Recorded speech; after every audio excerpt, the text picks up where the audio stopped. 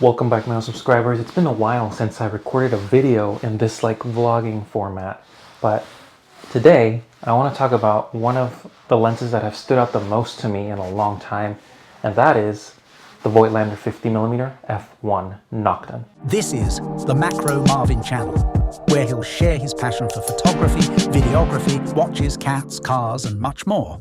Enjoy and thank you for watching. Okay, so we're going on the road. I'm trying out this setup. It's really bright outside and I did not put an ND filter, so we'll see how this footage comes out. It's been a while since I've recorded like this on the go.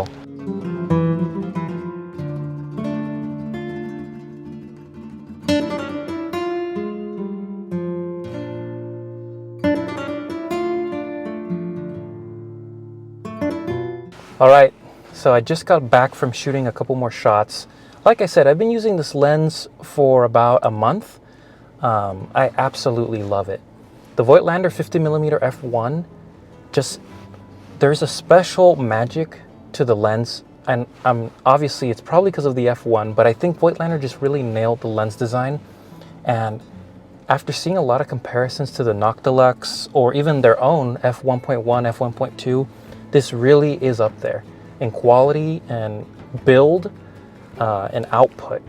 You just get a lot out of this lens. So I've had a great time shooting with this lens. I've shot my cats, plants, just scenery, landscapes, portrait, a couple portraits here and there.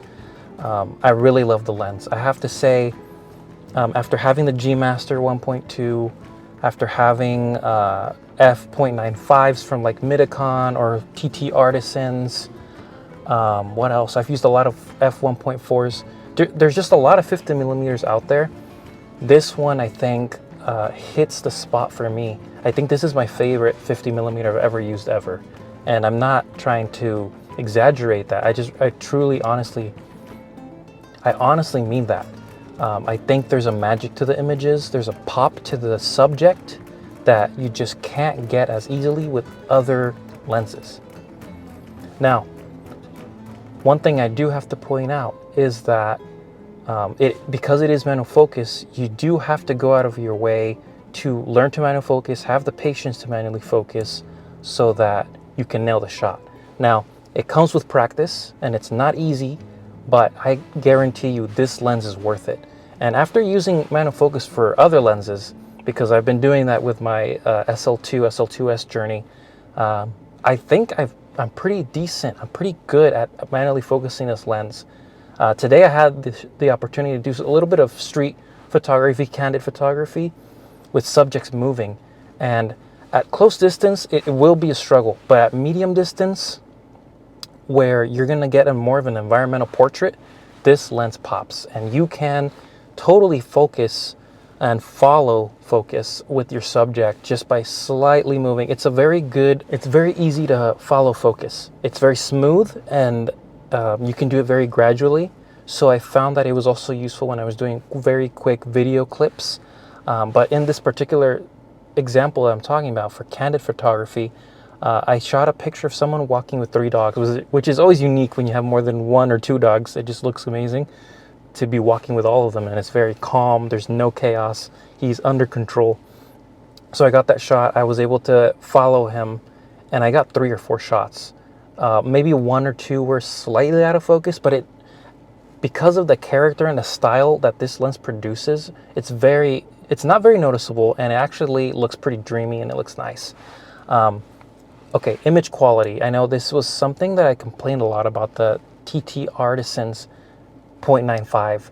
There's just a lot of chromatic aberration on that lens, and it was just annoying me. I could not accept it, even cleaning it up. This lens is much more controlled. I wouldn't say it's perfect. There is still some chromatic aberration, but in no means is it as distracting as other lenses I've used with wide apertures. Sharpness. This lens is very sharp.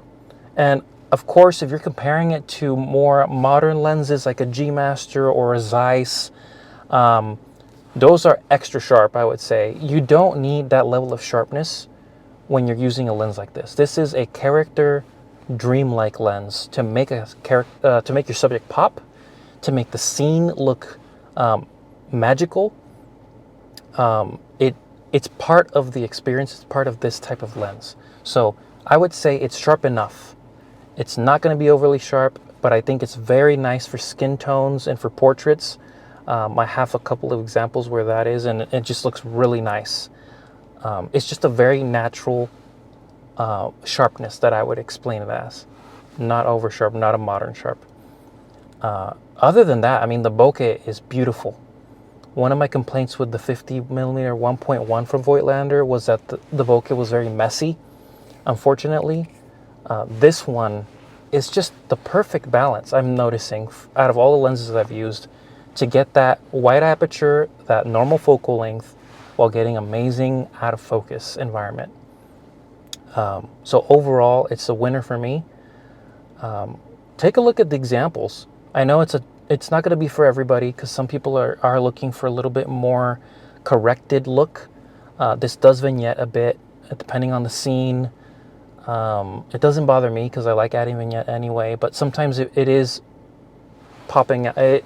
Sometimes it does stand out more with skies, because skies are different brightness compared to like the ground or your subject, so you will notice the vignetting a little bit more. But I would say it's very well controlled. Overall, this is a lens of balance. Yes, it is more expensive than what you would normally pay, or people think they would pay for a manual focus lens, but in my opinion, think of this as like a cine lens, where it's a specialty item. You're getting a specific look. You are going to have to pay a little bit more for that, but it is rewarding getting the shots with this lens. It feels good in the hands, the size and the build. So let me talk a little bit about that. G Master 1.2 is my best reference. That lens is not large. It's larger than the 50mm 1.2 G Master is the last 50 with a large aperture that I really liked.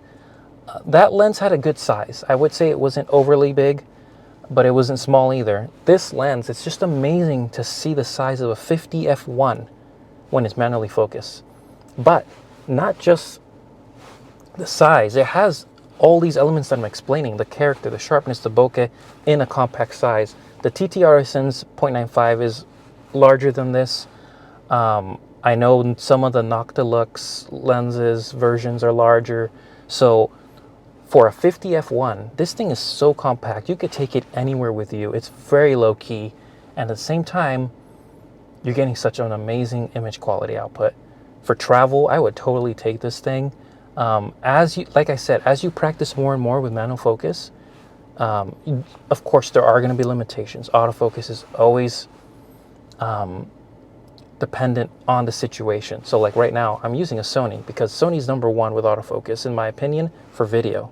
I haven't used Canon, so I guess that's an exaggerated opinion, but what I mean is it doesn't let me down, and I don't have to worry or have concerns about it. This is different. This is for photography. It's compact, maybe a couple cinematic shots of video here and there. It's so compact. It's crazy how small this lens is. I could take it anywhere and not feel like I'm standing out. That is one thing that had been bothering me about like taking a G Master out, or taking like a 135 or a 70-200, or even a 24-70. Some of these lenses are just larger. They stand out more. You get more attention on you. This 50 f1 is very discreet. So I can just take my pictures, take those candid shots that I love trying to get and wait for, and not be disappointed, and feel like I can take it anywhere and not leave it at home, which is a big thing I've been fighting with this year. I've sold and bought a lot of gear, trading in and out, because I'm trying to find what am I gonna use? What am I not gonna keep in the box at home on the shelf? Like, I want to use my stuff. So this 50 f1 beats all the 50s I've ever had, from my experience, my use, but at the same time, it's encouraging to take out. So I'm not hesitant at all, and I'm getting f1, which is just amazing. And like I said, it is up there comparable to a Leica Noctilux. You look at the lens designs, they're very similar. Obviously, they're not going to be exact because it's not a replica, but it's very close in design. with their own take on it, and I think they've done an excellent job. So I hope you enjoyed the photos, examples. I took a couple of video shots. I need to focus a little bit more on what I want to do with photo examples. Today I didn't get a lot of video examples because there was not a lot of wind, and I like to take scenery shots. So because there was a lack of wind, the leaves weren't moving, the trees weren't moving as much. So I kind of had to play with the movement myself. And it's not the same. I kind of like having the static shot with the scene moving, kind of like a cinegraph or whatever that's called. Static shots in general. So I hope you enjoyed this video. I'm going to try to do this a little bit more where I go out and I show you where I'm going. This time I'm just getting adjusted, so I'm getting used to bringing it with me in the car and that sort of thing. It is another camera to bring, so that's a hassle, but I'll work on it. Thank you for watching. Happy holidays.